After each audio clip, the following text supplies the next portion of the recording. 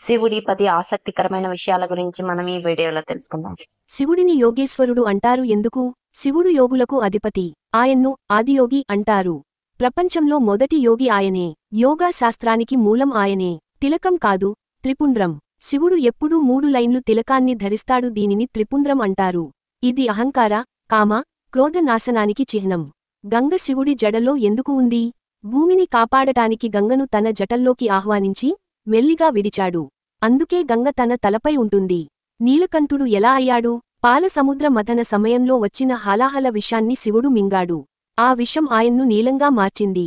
అందుకే ఆయనకు నీలకంఠుడు అన్న పేరుంది. ఓం నాదం నుండి శివుడు మనకు దర్శనం ఇస్తాడని మీకు తెలుసా? ఓం శబ్దం బ్రహ్మాండ నాదం. శివుడు అదే నాదంలో నివసిస్తాడు. ఓం జపం శివుని దగ్గరికి మనల్ని తీసుకెళ్తుంది. తాండవం అంటే భయం కాదు, అది ఒక శక్తి అని మీకు తెలుసా? శివుడు తాండవం చేస్తే ప్రళయం అనుకుంటారు, కాని అది సృష్టి, స్థితి, లయ చక్రాన్ని సూచిస్తుంది. శివుడిని ఆశ్రయించిన నంది. నంది శివునికి మోక్షాన్ని పొందిన భక్తుడు. శివుడి ముఖం ఎప్పుడు నందికి ఎదురుగా ఉంటుంది. శివుడు పంచముఖుడు అని అంటారు. శివుడు ఒక్క ముఖంతో కాకుండా పంచముఖ రూపాల ఈశాన, తత్పురుష, వామదేవ, అఘోర, సద్యోజాతలో ఉంటాడు.